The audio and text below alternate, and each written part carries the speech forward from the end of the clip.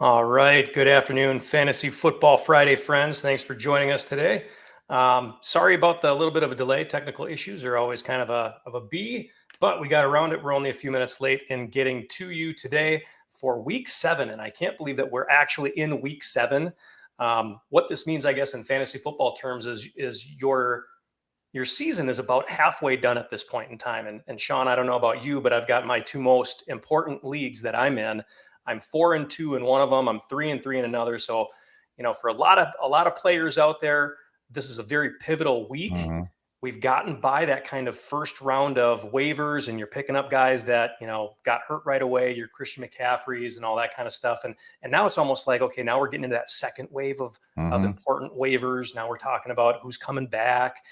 Cooper Kupp, and is CMC going to come back? We've got a boatload more injuries, Jordan Mason, all that fun Mm-hmm. stuff. So we've got a very important week coming up for a lot of people. How are you doing, Sean? I'm good, thanks. Glad to be back as always. I really enjoy coming on with you, and I'm kind of like you in my two high stakes leagues, 4-2 and 3-3. I guess I have three of them. Another one I'm 3-3, so two of them. But I had some bad luck in two of them. The two that I'm 3-3, and I'm either first in points scored or second points scored, but I'm like at the top and points against, which is basically scheduling difficulty. So, but you can't worry about who you have zero control as a fantasy manager who scores against you. So, but that's just kind of part. I think that evens out. I think over the years anyway. Some years you get lucky and you always have a team that doesn't do well against you. So, Yeah. Any luck with either good or bad with Javonte Williams or the Denver Broncos defense last night? yeah, and I'll have Williams in a couple leagues. He's a regular starter for me, and he started. And I wrote about this. I wrote up a DFS article that I do for Apex Sport, Total Apex Sports, and I did an individual game, and I had him as a start last night. And I started him in two leagues because he's like my RB2, sometimes a flex. You could see he was starting to take that over, that backfield, and maybe it just took him the extra year to get over the bad knee injury he had. But he had a lot of bursts last night, 2 touchdowns. So yeah, and Thursday night's usually a good running back night for some reason. Yeah, I had him in my lineup. I've only got him in one of the two leagues, and I had him in my active lineup up until about 2 hours before the game started. Yeah. And then I saw that A-Chain was going to be good to go this week, and I'm like, Yeah, I'll pull but him out. yeah, and that's the rub there. But that's only because HN hasn't played yet. He could match that. He could match 88. He could match. I think Vontae had, I think it was 88 yards, but HN can do that on one play, so one touch. Yeah, that's fair. He had 14 rushes, 88 yards, 2 rushing touchdowns, right, 3 receptions. So yeah, for me in my league there, half PPR, we were looking at about 24 and a half points I left on the bench. Yeah, I think he had 26 and change for me in a full PPR. Yeah, and I was going up against the Denver defense, so I'm already at 25% in that one. Yeah, because Denver racked up some points, 21 points last night. So yeah. if you guys had anyone else, And had a touchdown taken off the board because of an offside. Yeah, that was tough. I'm going to do a quick plug here real quick. Yep. So I'm wearing, you can't really tell it, it's my Winona State Warriors little mock turtleneck here. My daughter just got welcomed into Winona State for next year. So she'll be graduating high school this year, and she will be, and so she's going to go to where I started off at Winona State, which is really great. So plug to her. Didn't graduate from Winona State. Just want to say that. I did end up transferring because at that point in time, Winona State did not offer a bachelor's degree in sport management. So there was only 3 at that point in time. I ended up transferring to Minnesota State University. So didn't finish there, but I did start there. I loved my time out there. So congratulations to my daughter. I graduated with sports management. She's going for physical therapy. So something along the same lines. Yep. So, we talk about that in a sports medicine class that I actually teach.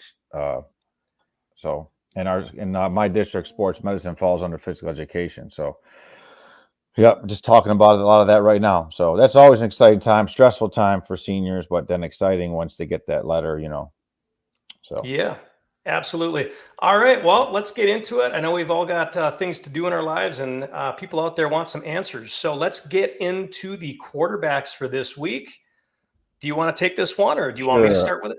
I can go. I'll go on this one. I usually highlight a quarterback in my article that I do weekly for the main slate for Total Apex Sports, I'll highlight one quarterback to start, one to sit, but I'll give you all my starts. And I always try these. When I do the article, and this is a good balance, you and I, because I'll do more from the DFS perspective, and you're great with the season long. So when I give these recommendations, or to try to give people a unique build, you can't just go chalk at every position because you can't fit it in under the salary cap. Yeah. For me, for my highlighted start at quarterback, I got Sam Darnold.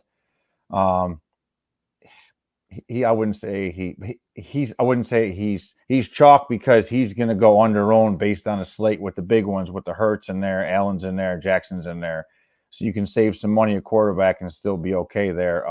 He's in a good spot with the game implied high total in the dome. It has a potential with that high number to go back and forth. So I have him, and then a sit for me. I went. And now you'll know why I went this way. I went for Rodgers for a sit against, that's everybody by now knows that my big Steeler fan. I think, their defense, they're getting Al Highsmith back this week. The other guy opposite TJ. So I think that pass rush will be, even better. Obviously, Adams miraculously is healthy, practicing in full. So he's now good to go. It's going to be a tough matchup, but the Steelers have two good corners. They have a good secondary. So I just, I think they'll get some heat on him, and he's not mobile, so they know where he's going to be. So I think he could maybe disappoint a little bit. There's going to be a lot. He probably will go higher owned this week in DFS just because of the hype. But I had him as a sit, and then I got a couple more starts. Quarterback Baker Mayfield. He's like QB. I think he's QB2 right now, which is insane. No one would have ever thought of that. I like Stroud and Love and a high total. Those two guys could possibly go on their own as well, because they're not in that big three, but those are mine for the week. And then sits, an obvious one. I don't think anybody is, if you have to start Will Levis, I feel bad for you, or Deshaun Watson. Those are not scattering, but, those are stayaways. Even in a super flex, it's hard. And one more, I have sit the Steeler quarterbacks. I just don't see them. Their offense, is struggling.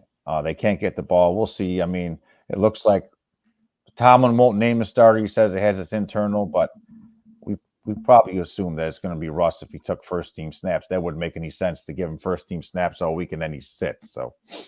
Yeah, and Pickens kind of alluded to the fact that he was going to end up being the starter for this week too, Russell Wilson. So, yeah. How are your feelings about that, being a Steelers guy? From a fantasy perspective, I think I think he's 6. You can't do it from a fantasy, but I mean, I think, he's QB6 Fields right now. I think they're doing it because he's the veteran. I think they like the arm talent. Maybe not the raw talent, but I think Wilson's ability to get the ball, maybe more in the pocket. Fields is not a good pocket passer, and his stats, his fantasy stats are valued by the rushing. If you took the rushing out of it, he's not QB6. So absolutely, that's why those numbers can lie. So, yep. I've got some no-brainers here, my must starts, and it just so happens that these guys are, some of the top quarterbacks in the league right now. There. No, you're fine. You're fine. Baker Mayfield, obviously, against Baltimore. They've got the 31st, passing yards on defense, 9th most points given up. Also, Baltimore is first in the least amount of rushing yards, so we'll get to running backs, but I don't like any running backs coming out of Tampa Bay this week. I think it's going to have to be a shootout. And on the other side, I like Lamar. Obviously, he's going against Tampa Bay, who's 28th in passing yards allowed. They're 7th in total yards allowed. So this is kind of another Jaden Daniels and Lamar Jackson type of shootout from last week where they both did pretty well. And then coincidentally, my third one is Jaden Daniels versus Carolina. They've given up the most amount of points per game, 10th most in passing yards and 3rd most in rushing yards, because we know that, Jaden Daniels can run the ball too. So Daniels should do very well in that kind of a situation for this week. So those are kind of some no-brainers, but those are my high picks for the week. My must-sits for this week, Anthony Richardson has been named the starter.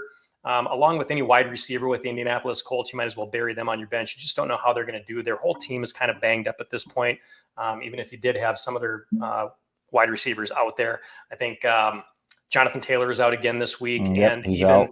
Yep. even his backup is questionable at this point. Yep, Sermon. Yep. Yep. So that whole offense is going to struggle. I had Russell Wilson or Justin Fields, not knowing who exactly they were going to start this week in Pittsburgh. But the Jets have allowed the 7th fewest points per game, the 2nd fewest passing yards, the 2nd fewest total yards. So I don't care who you're throwing in there this week. It's probably not going to be a very good matchup to go with a Pittsburgh quarterback.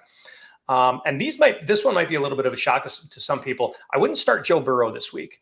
And I come to this conclusion, and I'm talking to you because I also have Joe Burrow, but they're going at Cleveland right now, who's given up the 11th fewest passing yards per game.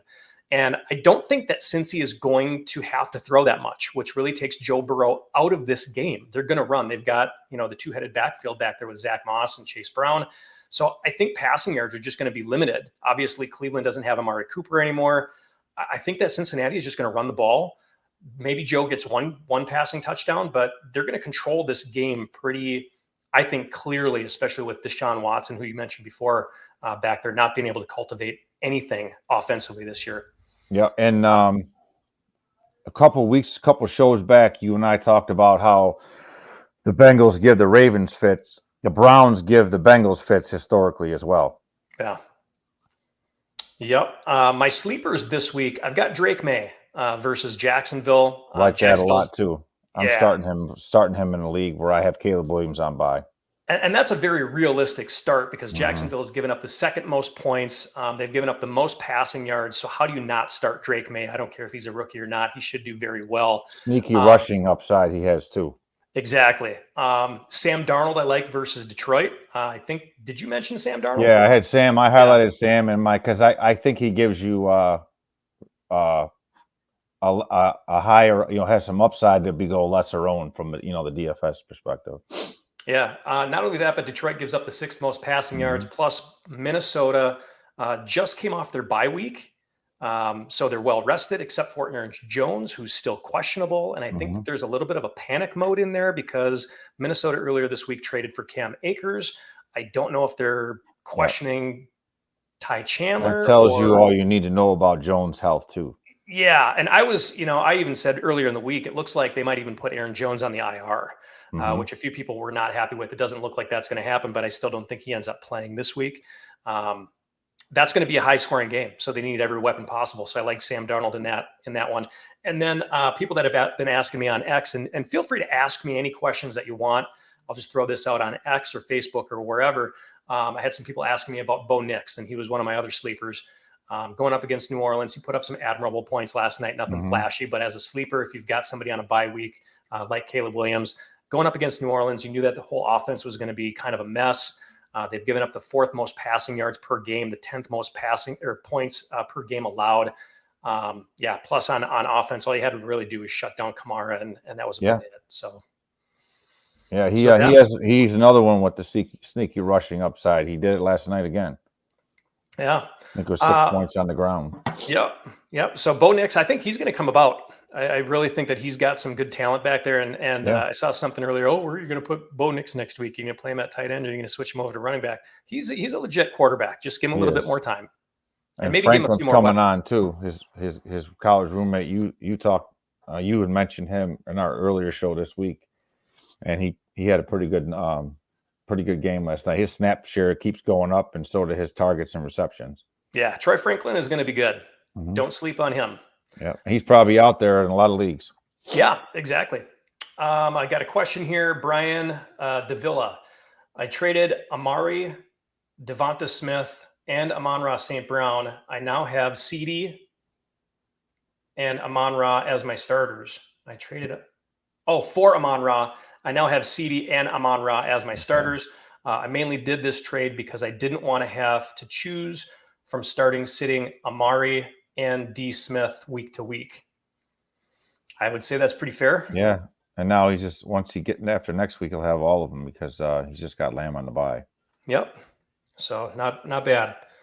Let's get into some running back situations here. And this is not as clear and cut. When you talk about quarterbacks, there's just not that many that are questionable or who's going to play outside of what's going on in Pittsburgh. But we kind of covered that. Everybody else is really just kind of ready to go.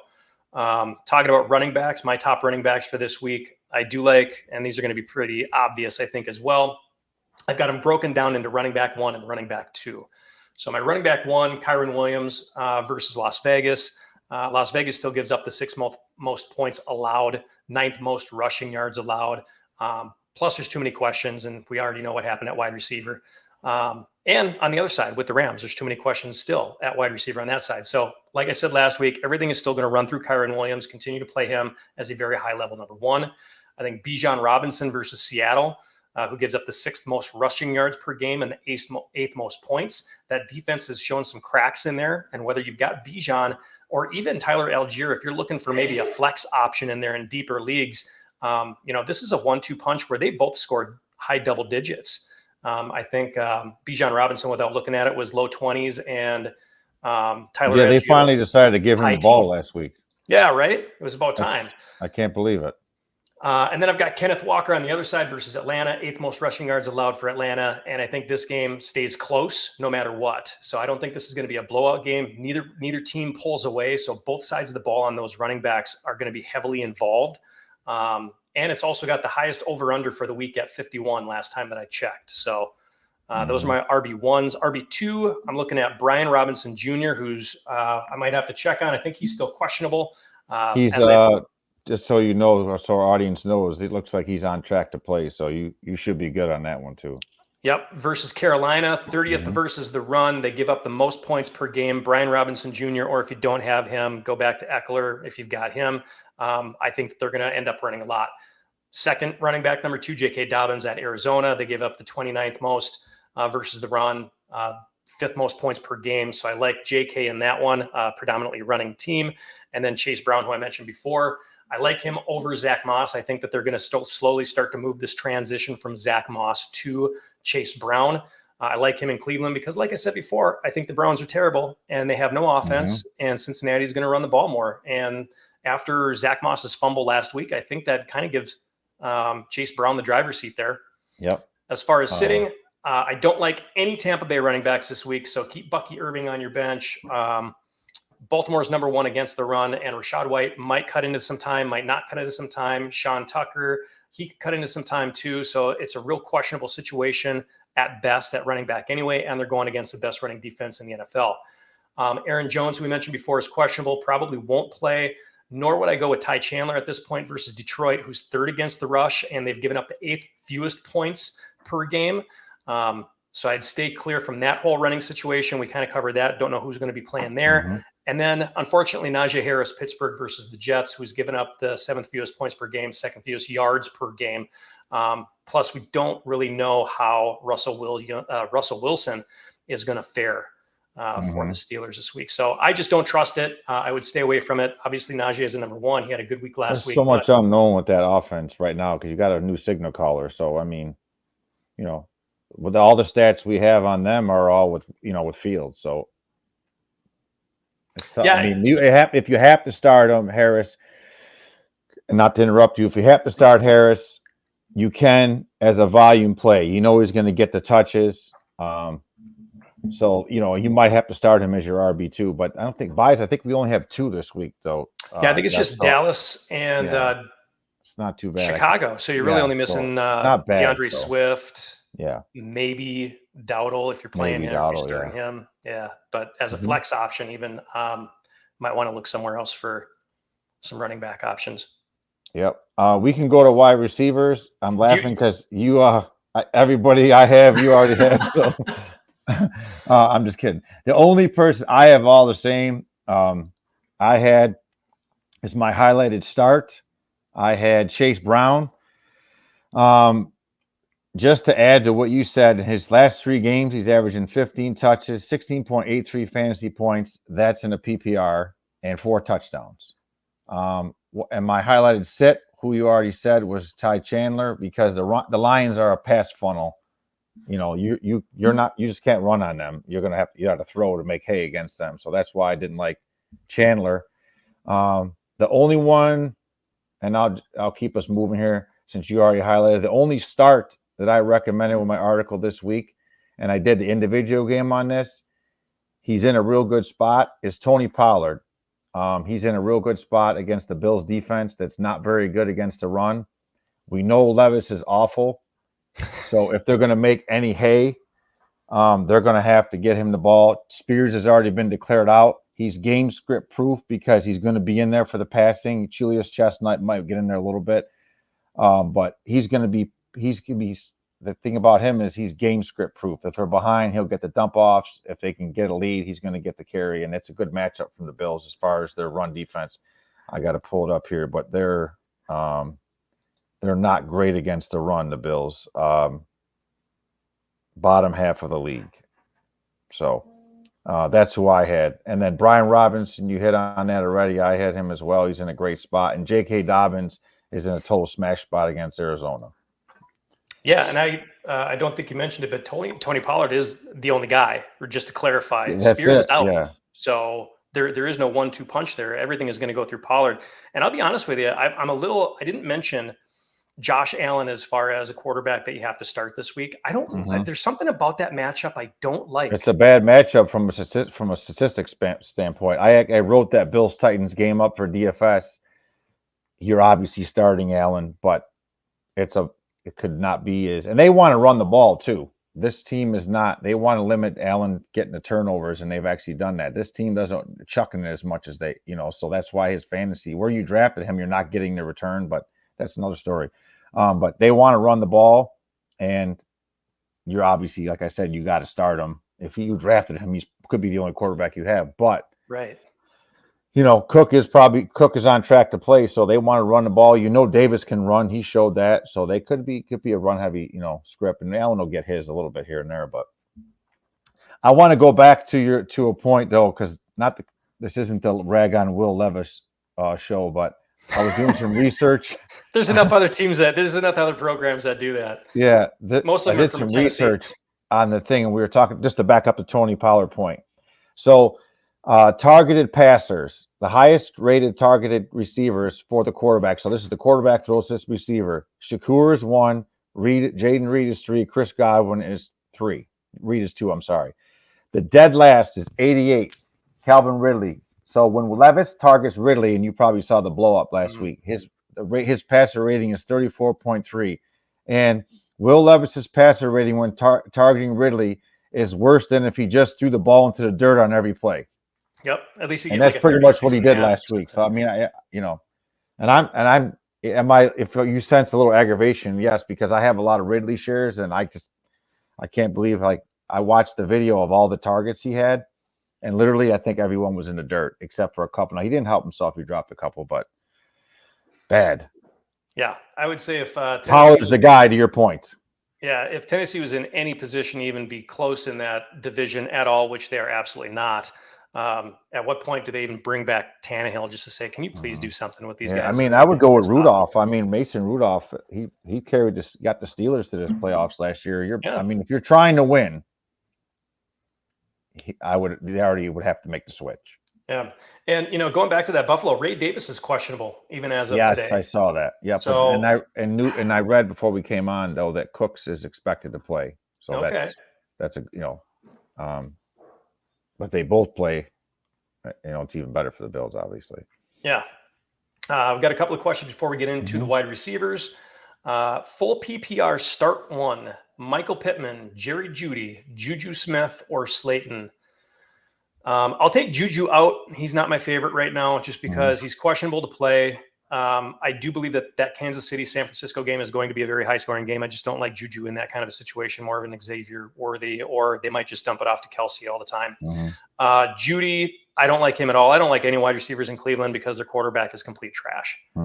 So I'm not even sure what to say about that. I think Malik Neighbors, if I'm not mistaken, is slated to play this week. Yeah, he cleared protocol. He's good. He's a go. So that dumps down on Slayton. So by default, I'd say Michael Pittman. Okay. For me, I would lean. He would be my 2. I would lean Juju just because of what he did before the bye and that rule. He had over 20-something fantasy points in the PPR. I just think that they don't have much else there, and I think he's going to get the targets besides Kelsey. I do like your Worthy, though. I can't argue. I mean, Worthy and Reed talked him up actually this week, so he could actually be more. And if he did, I think he takes away from Juju and not. I guess if I would go just my 1-2 or the flip of your 1-2. Yeah. And I guess Chiefs head coach Andy Reid said Friday afternoon. Yeah, he's practiced he is today. in He's line good. to play. So Yeah, he is. still Yeah. listed as questionable, but still in line to play. He said it was a hamstring spasm. That's a cramp, in other words. So I guess just keep your eye on that, because if Juju was healthy, if there was no designation, I would actually probably put him at number 1. But just because he's got the questionable hamstring thing, those things, and that can be something where he repulls it in the second quarter and then you're screwed for the rest of the game. That's my only, absolutely situation with very that. fair point. And then we got rate Bo Nix 1 to 10 this season. I mean, he's at least a 5 right now. That's kind of what I was thinking. I was thinking a 5, maybe a 6. Keep in mind, he's a rookie and he doesn't really have a lot of weapon. Like, who's his best target there? Cortland Sutton? Yeah, who had no catches last night. How does that even happen? Yeah. So I think Bo Nix, just based off of his college ball, completing 75% of his passes, I like Bo Nix as a time managing type of quarterback in the league. 5 or 6. Keep in mind that he's a rookie. Honestly, with him right now, he could go either way. He could go the way of Mac Jones and Desmond Ridder, or he could develop into something. You just don't know. I mean, he's certainly not in the Hurts, Allen, Mahomes category, but he's not Will Levis. And there I go again, ragging on Will Levis. But even CJ Stroud didn't start off that well last year. No, I mean, so I'm trying to pull this up. So just to give people an idea, I got this from last night you tell me this isn't horrible. 16 for 26, 164 yards. He had no touchdowns, but he had no picks. 2 running back touchdowns, but he also had 10 rushes for 75 yards, 7.5 a crack with a 32-yard run. That's not terrible. I mean, and in our 16-team league you and I are in, I started him last night because I have Fields. And, I didn't want to wait to see what was going to happen with Russ. So I had Daniel Jones. So for me, I took Nix over Daniel Jones. But I don't know, is it crazy for me to say he's at least as good as Daniel Jones? I mean, I don't know. I mean, what has Jones done that's, he's also a rookie too. Yeah. From a fantasy perspective, if you look at his last few weeks, 14 last night. But last week against the Chargers, he had 21. Yeah, he had 2 out of 4 weeks now as a QB1. Yeah, 20, 23. And then he had that stint against the Jets where that was in the rain, not a very good game weather-wise. And then the week before that, Tampa Bay, he put up 19. So not bad. He's not a bad quarterback. No, not at all. Another question, stash Stafford or Herbert? Stafford. Yeah, I mean, he's gonna get back. Herbert's got everything that he's gonna get. Yeah, Kupp is not. If not this week, most likely next week. I just read that before we went on the air. Yeah, I mean, here's the thing. You know what McVay likes to do, and you know what Harbaugh likes to do. One's gonna run the ball, one's gonna pass the ball. So, and who has more weapons? I mean, Ladd McConkey's probably the number 1 receiver right now for the Chargers, based off of last week's usage. They don't have a tight end they can throw to. Josh Palmer's he's more of a deep threat 9 route guy, but I mean, he can obviously, his route tree is the greatest. And then Josh Palmer is a wide receiver. They're going to feature Kamani Vidal and Dobbins, And then you got Quentin Johnson, who's questionable to play this week. I mean, he's banged up number too. 1 pick, and Herbert's banged up with his ankle. It seems like there's a lot of things that would lead me towards Stafford. Here you go. We got a Steelers fan. Should I grab Pickens off the waiver? If so, who should I drop? My running backs and wide receivers are Mostert, Dowdle, Najee, Chase Brown, Worthy, and Wandale. Well, you could read the running backs again. So he's got running backs are Mostert, Dowdle, and Najee Harris, and Chase Brown. So those 4 running backs. You could drop Dowdle for Pickens for sure. I just dropped Dowdle in the league. That run game is, I don't know. I mean, there is no run game there, really. Not right now. Dowdle's not built to carry it 15 to 20 times a game. The problem with this person is you have Harris already, and you're going to get Pickens. You're not to start. I got trapped into that in one league, and it's just not a good situation because one takes from the other. It's a negative correlation. And they're not a team that's going to regularly put up more than 25 points. They're reliant on the defense. Yeah. So one guy might be good, the other one's going to have a bad week. And Pickens has no relief. He's going to constantly get either a double team. They're going to roll coverage to him. You know, he struggled. They can't get him the ball. Yeah. If you could trade Najee for somebody. Yes. If I'm getting Pickens, I got to try to unload Najee. Yeah, I'm fine with that. That makes more sense. See if somebody will bite on a Rico Dowdle, Najee Harris double running back trade, because it looks like your other ones are fine. Yeah. And then, you know, and I don't know, maybe it's a 2-for-1 running back trade, upgrade your running back. And he has Brown, Chase Brown is an every week starter right now. Minimum is an RB2 based on, like I told you, he's got 4 touchdowns in the last 3 games, getting about 16 fantasy points a game. That's just to help this guy out. 16 fantasy points a game for a running back right now would put Chase Brown at RB4, RB5, because that's what Chuba Hubbard averages. Nice. So Chase Brown in the last 3 games has been RB5 numbers. That's an RB1 actually overall. You know, that's an RB1 starter. If you can package Dowdle and Najee for a better running back overall, get those, then you'll have 3 decent running backs to pick from, and then you'll have an open spot on your bench. Go out and pick up Pickens, and that's what I would try to do. Yeah, because Pickens is if he's your wide receiver 3, it's not bad. No, got some upside there. That's why I think they lean Russ. The more I think about it, is because their figure is Russ can get the ball to Freiermuth, Calvin Austin on some bubble screens, get the ball to the playmate, get the ball to Pickens on the outside. That's the part that Fields has not been able to do, because he's been a better fantasy quarterback than he's been a real life quarterback. Correct. All right, one more question here, and then we'll get into wide receivers. We've got somebody, and I know what my answer is, but I will leave you the first option here. Brian Thompson Jr. and Jacobs for Jonathan Taylor. I don't like trading for injured players. He's got a high ankle sprain. He's out again. He's got a history of the ankle. They say it's not a bad high ankle sprain. There's no such thing. A high ankle sprain is a high ankle sprain. And that's a 4 to 6 week injury. I don't care what the coaches tell you. It's not as bad. There's no such thing. You know. Yeah, and you've already got Jacobs. You have a decent. Your concussion is not too bad. A concussion's a concussion. You know? Yeah, don't give up on Brian Thomas Jr. No. I said to bench him last week. Hint, hint, wink, wink. I might have something different to say about him this week. But you've got Jacobs in there, and all I can remember, you know, when I was watching the Packers go up against the Vikings a couple of weeks ago, they were down by 21, and they kept on throwing the ball to Jacobs. So he's a running back, and he's a pass catching back. So I would get rid of Jacobs. Too. I would keep him in there. So you're trading for an injured player. He's already out this week. I'm fairly certain. I read that before we got on the air, and you don't know if he's playing next week. Those injuries can linger. A high ankle. There's times where that injury will last and linger the entire season. Yep, I wouldn't do that, sir. All right, let's move on to wide receivers. Why don't you go ahead and take this one, Sean? All right. So I got for wide receiver, the 2 I highlighted for stardoms. Malik Neighbors, no shocker there. He's just a monster target hound when he plays. 52 targets in 4 games, and he's still wide receiver 10, and he's missed about a game and a half. He's missed 2 games and some of another crazy one.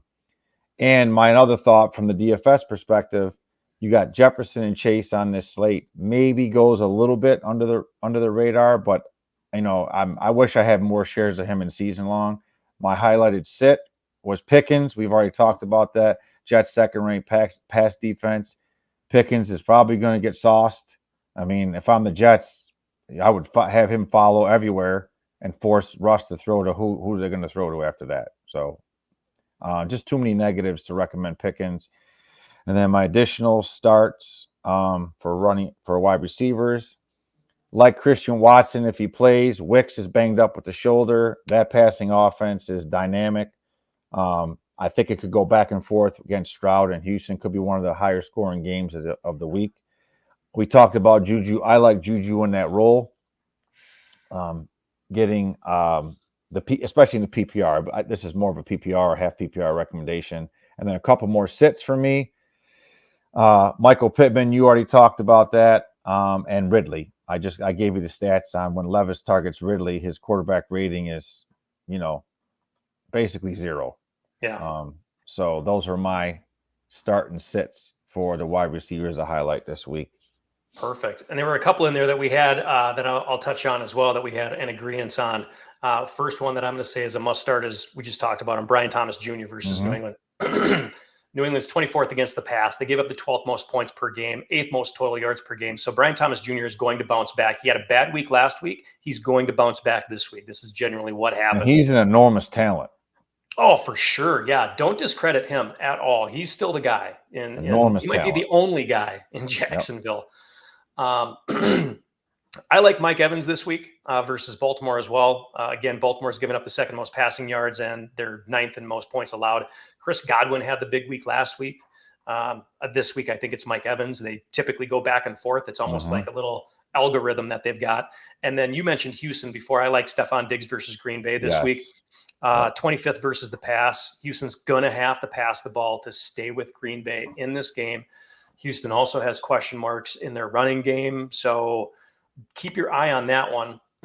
As for wide receiver twos, I like Amon-Ra St. Brown versus Minnesota. I know what I said before, Minnesota just comes off the bye, but they also give up the 3rd most passing yards. And after last week, Detroit has shown that they can pretty much score at will, even when they're throwing the ball at linemen, for Pete's sake. Embarrassing Dallas at that point. Deontay Johnson versus Washington. I like this one because Washington is 14th versus the pass. Yep. And they've given up the 11th most points per game. I like Deontay because he's the main target there in Carolina. Target hound, big time. Oh, yeah. And then I'm going to double down. I said Zay Flowers last week. I'm saying Zay Flowers again versus Tampa Bay, who is 28th versus the pass, and they give up the 7th most points. I hope they found a rhythm there in Baltimore to get the ball more to Zay Flowers, especially in a PPR league, because he just gobbles it up.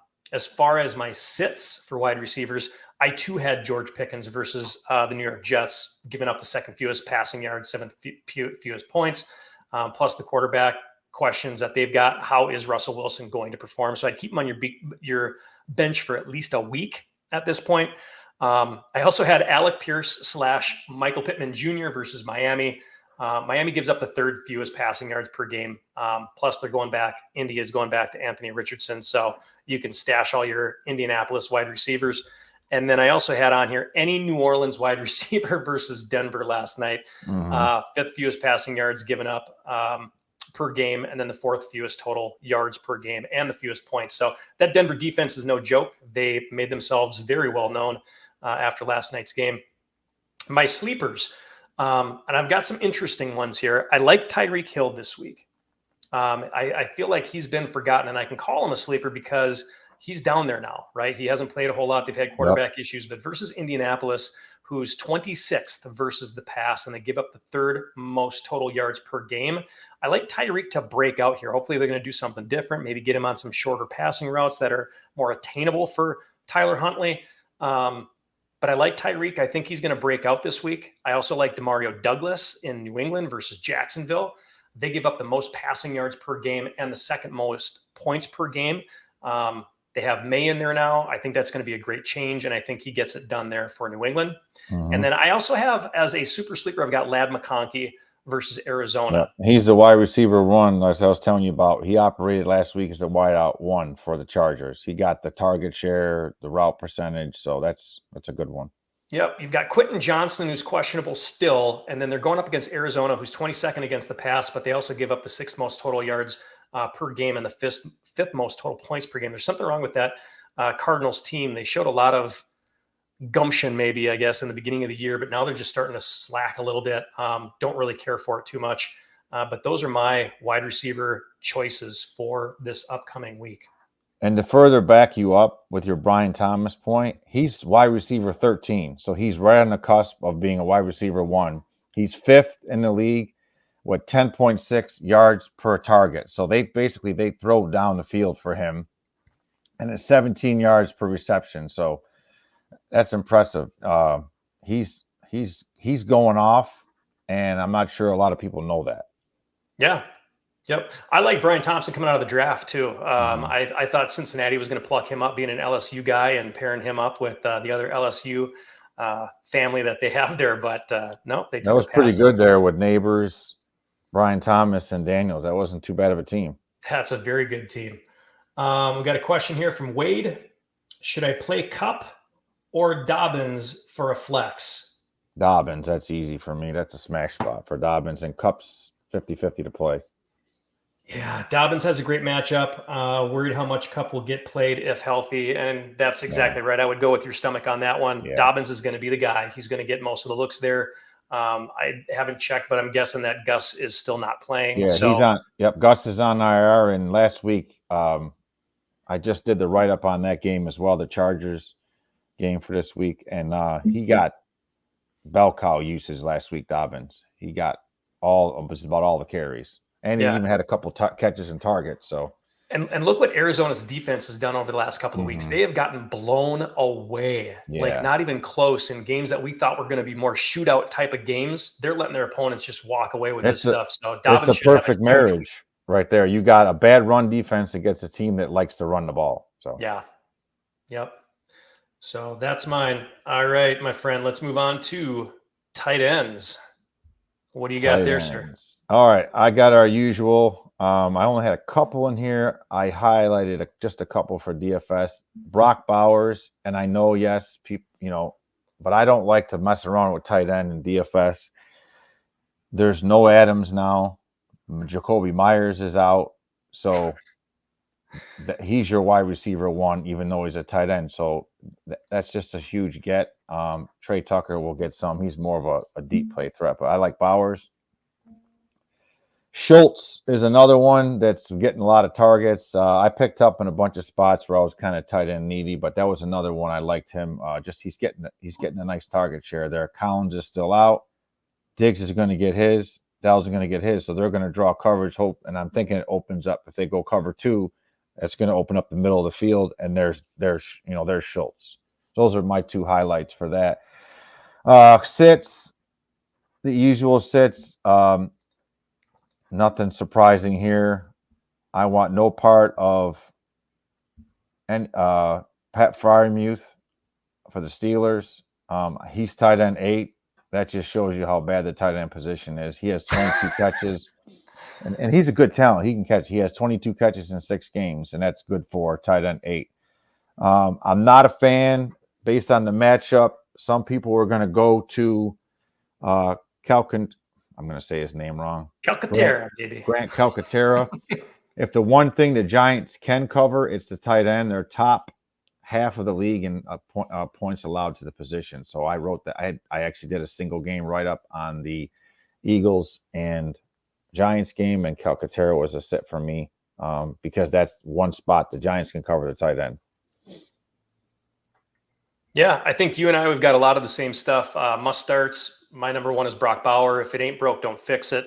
Type of a mentality. The Rams are 4th most points allowed per game, 5th most total yards allowed per game. Myers is doubtful at this point now. He's been downgraded to doubtful. No Adams. You got a quarterback in there that who's he going to throw to? He's going to have to dump it off. He's not going to be. I'm not a big fan of Aiden. Aiden O'Connell. I don't think that he's gonna pan out in the NFL. I'm not sure what the Raiders saw in him. Anyway, that's a whole nother discussion. I do like George Kittle versus Kansas City this week. Kansas City is 20th versus the pass. Purdy is going to have to get the ball out fast in this revenge game. The defensive line for Kansas City is still very, very good. It's what they're priding themselves on right now. So I don't think he's going to have a lot of chances to go deep to Debo or Ayuk or even Jennings. I think Kittle is the beneficiary here. They're going to have to pass. So Kittle is another must start for me. And then I've got Kyle Pitts versus Seattle. Great matchup for him. Yeah. Seattle's 8th most points given up per game. Plus, this is another game that's got, I think they were tied with the Green Bay game for over-under was 51. Yep. There's a few games. There's some real nice game totals this week. Some higher 40s and a couple 50s. Yep. My sits kind of like yours. I don't like Pat Fryermuth versus the Jets. Again, second fewest passing yards, seventh fewest points per game. Plus, they got Russell Wilson again, beating a dead Mhm. horse. I also had Dallas Goddard / Grant Calcaterra Mhm. versus the Jets, 10th in points allowed per game. Plus, all of their other weapons are back. And I just don't like Nick Yes. Sirianni. I think he's a clown. But Yeah. they got A.J. Brown last week. They got Devonta Smith last week. They're going to run Saquon a little bit more. They're going to try to Yeah. get him the ball a little bit more, hopefully earlier than later. I don't know what the delay Yeah. is with getting Saquon the ball early, but if they can do that, they can really stick it. And if you don't want to turn around and give it to him, he's a great pass catcher. So there's, Yeah, and I think the Eagles are going to try to stick it to the Giants, or at least yeah. that's going to be the revenge Mhm. game for now for Saquon. And then my third sit Oh was yeah. Dalton Kincaid, Buffalo versus Tennessee. We agreed on that one. I don't like the matchup there. It's a tough matchup. Yeah. And Um, here's another guy. If you have him, you redrafted him, you got to start him. But yeah, that the Tennessee can. They're. It's weird. That team's weird. They're pretty good defensively. Yeah, they They're give up the they're they're fewest number passing one yards ranked per game. defense right now. Total Yep, defense. They're number one. yep, It's insane. And then we go over to the offensive side, and they're 31st. yep. So it's just weird. Defensively, they can get after it. They're They, number one overall. Like I told you, I'm trying to think. They're first against the pass, Tennessee, yeah, yep. by a They give up the margin. fewest passing yards. Buffalo Yep. just got a brand new toy with Amari Cooper, Hmm. so I think they stray away a little bit from Dalton Kincaid in this one. I got one more I forgot to add, and this is Sure. probably desperate, but there's not much left, and David Njoku could be startable, especially in DFS. He could be a good pump play at tight end if you want to spend up at wide receiver or spend up at quarterback and running back. But he's gonna get some targets. I mean, they have to throw the ball to somebody. Obviously, Judy's on the outside, but Njoku, he could end up with 6-8 targets. Yep. And the position is is a dumpster fire every year. So, he's an option. He was my number one sleeper. So I'm Yep. glad that you brought him up. Oh, David I'm sorry. I Njoku didn't mean versus to. Cincy. No, you're fine. Since he's given up the seventh most points per Mhm. game, plus no more Amari Cooper, somebody's got to catch the crappy passes that Watson's dishing out. Mhm. And like I said before, if Cincinnati does run up the ball, which I think they'll be able to, and just run the ball, that means Cincinnati falls behind. Njoku is the beneficiary there. Yep. Zach Ertz, Washington versus Carolina. They give up the most Mhm. points allowed per game, fourth most total yards allowed per game, 10th versus the pass. So I do like Zach Ertz in that position. And then Sam Laporta. And yes, I'm calling him a sleeper. I know he's probably a must start for a lot of people. It's like, why wouldn't I start Laporta? But he's 15th ranked overall in fantasy leagues. So this obviously he's outside of the top 12 unless you're starting two tight ends for whatever reason. Versus Minnesota, it's who's the third worst versus the pass. I think Sam Laporta is going to have a big day in there as well. Yep. Another thing just came across, Jeff. Another thumbs down for Steelers skill position players. Their starting center is not playing. Zach Frazier's out. Bummer. That's a big loss for them. He's a rookie center. Started from day one since this year, and so that hurts. That's the second offensive lineman you guys have lost this year. Mm-hmm. Yeah, That's I mean he's not out forever, but he's out this week, so that's not that doesn't bode well. All the more reason probably to start Fields. He's been running for his life against that defense. Well, we've got a couple more questions. Let's get to before we get into the defense here. I got one: Mason or Ramondre. Even if Evans doesn't play, Dell, Addison, or Powers. So let's take that first one. Jordan Mason, and the last I saw, he was still questionable. Mm-hmm. Limited. I think if he plays, for me, it's Mason. Because that backs in that system are hard to fade. Yeah, boy, keep your eye on that one. Right now, I'm seeing that Jordan Mason is quote unquote up in the air. Mm-hmm. And he better go. And I'd go get Garendo if I was that person. If Garendo's out there, go get Garendo because he'd be a really good start. Would be the goal line back and the early down back and a good offense. Absolutely. If you've got that option, I would go San Fran over New England running back. I mean, that's basically what we're talking about. Even if Evans doesn't play, Dell, Addison, or Flowers. Well, I told you how I felt about it. I love Flowers this week. Yep. I'm going to double down on him. He's my number one guy. But I did talk about Stephon Diggs as well. I think he's also for Houston going to have a big one. So You say Boy, we say Flowers, Tank Dell. Is that Flowers, Dell, or Addison. yeah, it's Flowers and Dell, one of those two for sure. Yep. Um, just because Dell's he's a he gets he could go off too. I mean, last year he was humming last year until he got rolled up on and broke his leg. He was killing it. So that and they have good. That's a game where you're going to get. I think you're going to get some points too because you got two good signal callers there. Yep, and I'm just taking a look at their running back situation right now. It looks like Joe Mixon is questionable. Damian Pierce, who I actually have stashed on my bench would be the guy who's going to get the most here. But yeah, limited in practice, and that's really all I have on Mixon there. So maybe Dell gets a few more looks, but I still like Flowers. Yeah, Flowers is the wide receiver one. It's not even close. Yeah, he went crazy last week. Yeah, I loved seeing that. Obviously, he was on pace to get about 200 yards receiving. He started out like a house in the first quarter. He went nuts. Yeah, second half they didn't even throw it to him, which I thought was weird. They just kind of flipped the switch there, whatever their halftime plan was. Another one from Wade. Thoughts on Olave when Carr comes back and Shaheed probably out for the season? I think that's been verified. Shaheed is done for the year. He's out. He's out. Yeah. I've got Jamar Chase, Harrison Jr., Drake London, Cooper Kupp, and Amari Cooper need better running backs. So trade options. If you can get anything for Olave, I think he would be my first one that I would get rid of. Yeah, he's loaded. He's position of strength from wide out for sure. The deal for him. I mean, he could actually trade any of those guys and get a top flight running back and still be fine. He knows he's stacked at wide receiver at this point. Yeah, I wouldn't get rid of Jamar Chase. I wouldn't get rid of Drake London. Those are some of the other. He's got a couple, one or two other players that could command at least an RB2. Oh, for sure. Amari Cooper at this point. Harrison Jr., Cooper Kupp. If somebody wants might hold on to Cooper when Kupp plays. If he has a good game, there's a guy to sell high on because he doesn't need him, and someone probably will jump all over that. But Kupp doesn't have any value right now until a wide receiver needy team that maybe their team they would absolutely beat up. They'll take that and they'll give you something good for him. Yes, yeah. I kind of would like to hold on to Cooper to see what happens with the Bills. I mean, right now you don't know. I'd like to see him play, and even this week he's got a tough matchup. We talked about it. I'd like to give him 2 or 3 games. I mean, if on paper he was brought in to be the top wideout, I think we all would agree on that. Oh yeah, yep. Trade Justin Jefferson and Mixon for Amon-Ra St. Brown and Kenneth Walker. I mean, you could. I just don't see how. I don't know how that makes either team better. I think that's a wash. What do you think? I think it's a push too, but I like JJ better than Amon-Ra.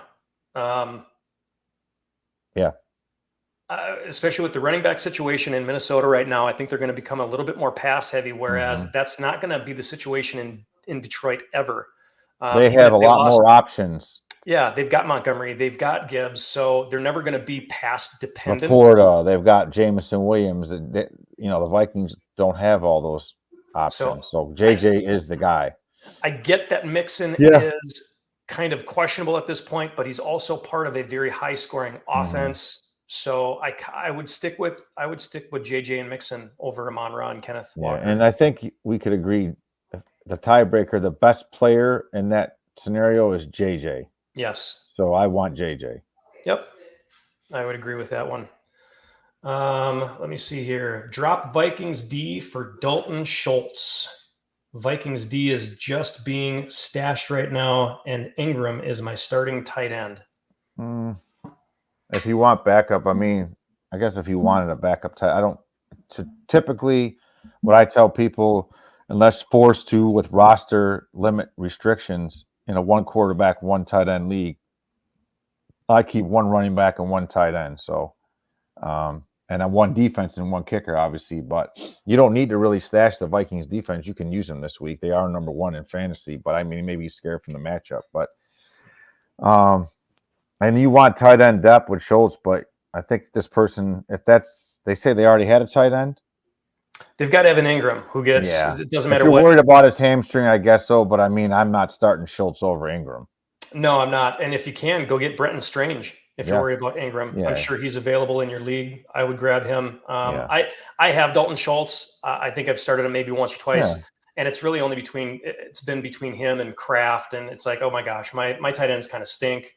But the Vikings defense, I would like to know who your other defense is and who you're comparing them to, because when you look at the remainder of the Vikings schedule coming up, you've got against the Rams, that should be pretty easy. Indianapolis should be easy. Jacksonville, Tennessee, Chicago, Arizona. It's a great setup. You're not going to want to drop the Vikings. This is the worst week they would have right now. This week of coming up, this is the hardest one. And I don't know what you're worried about. Maybe Arizona in week 14, maybe Green Bay in week 17 if you're making the playoffs and you're thinking you're going to make it to the championship. But outside of that, they've got very favorable matchups. Yeah. So I would not drop the Vikings defense. Yeah, whatever other defense you have, I would drop that defense and pick up a running back or wide receiver, and not even a tight end. I don't know who else is out there, but that's what I'd load up, because those, especially running back, they get hurt every one or two go down every week.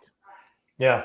And here's one too, is that I'll be really wide open about this. I'm dropping, and this might sound stupid, and I'm sure I'm going to get some flack for it, but I'm dropping Denver's defense after this week so that I can make some more room I need more depth at other. Yeah, you're going to build depth. Yeah. I mean, there's leagues where I literally just waited for Spears to go out. I knew he was going to be out, so I could put him in the IR spot to get the defense. And I just selected the best from what's out there, because I mean, I'm not worried about it. Like, it's very rarely is that, other than if they score, which counting on a defensive score is, you just don't. If it happens, great. So other than if they don't score, like, you just go out there or worst comes to worst, like I tell people, go find a defense that is a low implied game total, or if you can find one that has a big spread. So in this case, probably not out there, but the Bills have a huge spread this week. So you get the Bills defense, That's kind of what I use. Or like I said, go find a low implied game, a low scoring game, and pick the defenses. And if you do have Denver's defense, trade them high right now after last week, because if you're looking at the rest of their schedule, they're at Baltimore, at Kansas City, Atlanta. They've got a bye week in 14. And then if you do make the playoffs, it's these aren't terrible, but it's Indianapolis, who knows, who's they're going to have at quarterback at that point. The Chargers, who aren't necessarily terrible. Cincinnati, they're not as favorable. But if you can find another team, Jesus, even like Atlanta, go look at the Falcons' remaining schedule coming up. Yeah, that's a cakewalk. And I try to find, when I do end up picking one off the scrap, I'll look at the next 2 or 3 weeks and say, hey, I can grab this one and use it for 3 weeks. I do that too.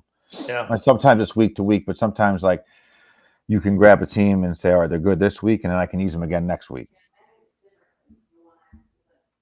Absolutely. I'm actually starting the Rams in one of my leagues right now, because they're going up against Vegas this week.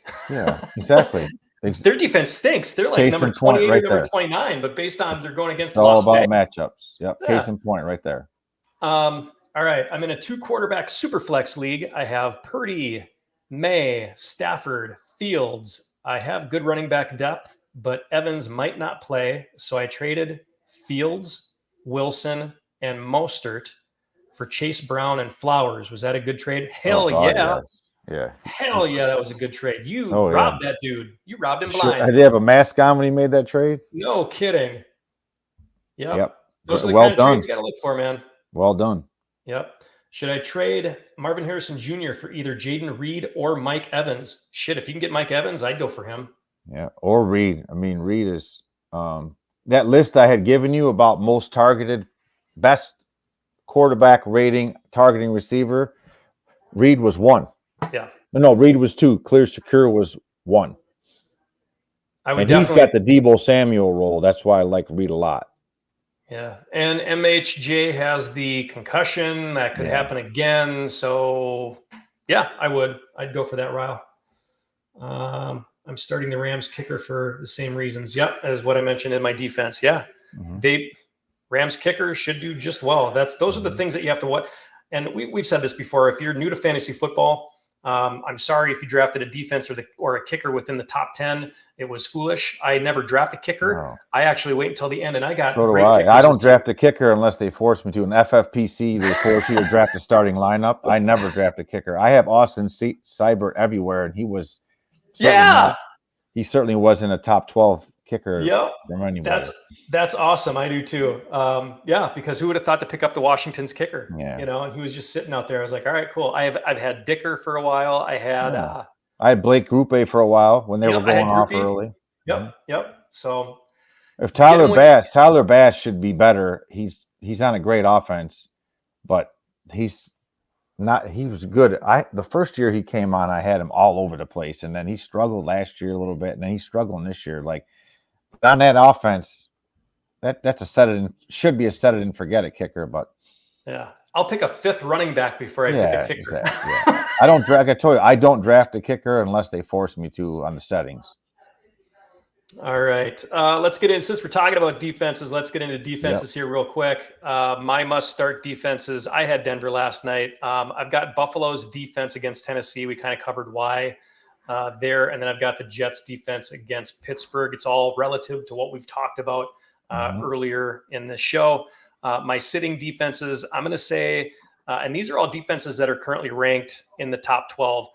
Sit the Giants if you've got a viable backup there. They're ranked number 7th or number 8th right now as far as defenses versus Philly. I think Philly could just blow up the Giants. I'm not really a fan of that one at all. Detroit is ranked number 11 overall for a defense. I don't like that against Minnesota. I think Minnesota has the opportunity, especially coming off of a bye week. They're relatively healthy. I think they've got a good game plan, or they should have a good game plan coming off their bye week against Detroit. And then I've got Cleveland against Cincinnati. Cincinnati, I don't think is going to put up a boatload of points. Cleveland's defense right now ranked somewhere around number 12. I don't think they're going to put up a boatload of points, but they could.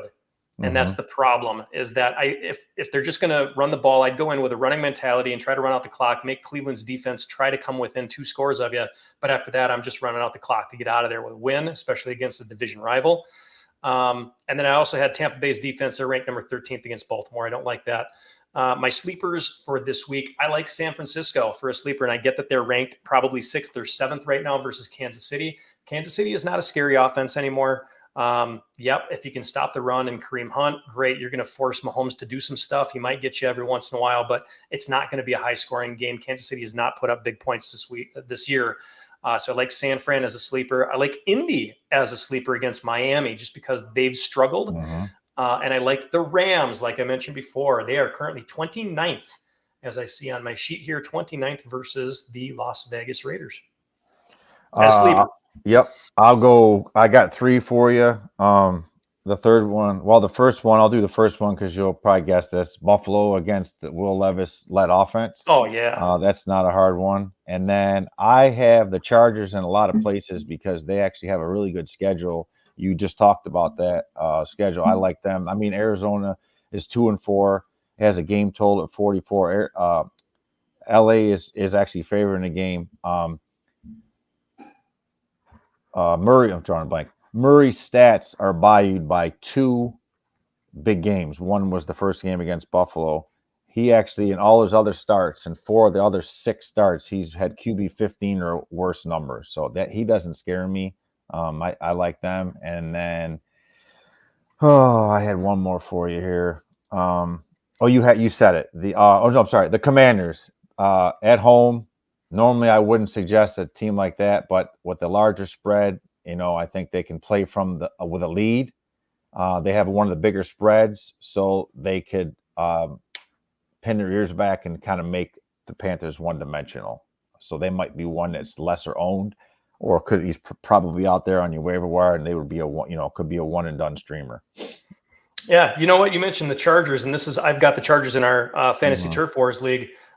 Looking at their next opponents here, they've got obviously Arizona this week, but then they've got New Orleans, Cleveland, Tennessee. Holy crap. Then they go through a stretch week 11 through 14 where they've got some harder opponents: Cincinnati, Baltimore, Kansas City. But then if you're looking at making the playoffs, Denver, New England, Las Vegas. I mean, these guys could really pull it for you at the end. And in those bad times there, I've got Buffalo's team to kind of make up for it. And Buffalo, the same thing. Tennessee, I picked up the Chargers last week to start this run against the Broncos. Yeah, and if you think defenses don't matter, I've been getting double-digit points out of my defenses just on a regular basis. Other teams have been getting 2 or 3 or 4. Yeah, you can make some hay there with the matchup. It makes up for these guys like Calvin Ridley, who craps the bed and gets you 1 point. but your defense gets you 13 points. Okay, well, just swap those two then. Just make believe in your head that Calvin Ridley got you to the 13 points and your defense was only supposed to get you maybe a few. But that's how it works out. That's how I've been able to win, at least, is picking up good defenses where nobody else is actually looking. Should I start Addison or Chase Brown this week? I think that's an easy one, Isaac. Yeah. I'm going Chase Brown all day long. We talked about him. Yep. He's on a hot stretch, 4 touchdowns in 3 games, about 16 points a game. He's got an easy matchup against Cleveland. I think he's going to be the workhorse instead of Zach Moss. And while I do like the Minnesota and Detroit game, I think that's going to be relatively high scoring. I think it's going to be more of a JJ game than an Addison. Brown had a touchdown callback last week too. Yeah, Brown would have been huge. He could have had an even better week. Yeah, I've got Brown in my flex, and I can't even believe that I've got him. He's a great RB2 or flex. You know, he's almost an every week starter. At least the last 4 weeks he has been. Yep. The last 3 games, I mean. For sure. All right. Well, we are at that 1 hour and 2 minute mark. So we're at that 1 hour mark. Appreciate everyone for following along. This is going to be my sign off here as far as please go ahead and follow both of us, Sean and myself. Sean is with Total Apex Sports and Yardbarker. He's always got great information out there, fantastic stuff that he puts out all the time. So definitely go ahead and follow him. And I'll plug myself here real quick. I need one more person to follow me on Facebook here. Then I can live stream to Facebook, which will be fun. I'm on LinkedIn too, but you need like 150 people there and 100 people on IG. So just starting off, still need some more people. So go ahead and please go to all these different locations that you see right down here on your screen. Follow and subscribe both of us because we both know what the hell we're talking about. And maybe if one of us doesn't get back to you right away, the other one will. Follow me on X for sure. I will say that because I've been answering questions on a weekly or on a daily basis all week long. If I don't get back to you right away, earlier today. I usually do. So if you've got questions, I'll kind of break it down for you. Try to make your decision a little bit easier. Definitely do that. But as always, follow us again next week. I think if we're in line to do our Tuesday show again. Yep. All right. And also, I just want to say you can follow me on X at the coach's desk. And then I also do for Total Apex Sports. I write on the betting side, the sports handicapping side. So I do weekly parlay for NCAA and NFL. And then I'll do my game of the week right up. And for college this week, I did Colorado and Arizona. So check that out. You can find that at Total Apex Sports right here on your screen as well. Nice. And we could talk about this off screen too, but Sean, if you wanted to do something as far as, the betting side of it, we could do a whole show out of it on a Wednesday or a Thursday or something like that, just to go over the over under, the spread and who you like better, all that kind of stuff too. Yep. So, all right, guys, have a fun fantasy football weekend. Sean, have a great weekend and we'll be in touch. Yeah. Thanks, man. Take care. All righty. Later.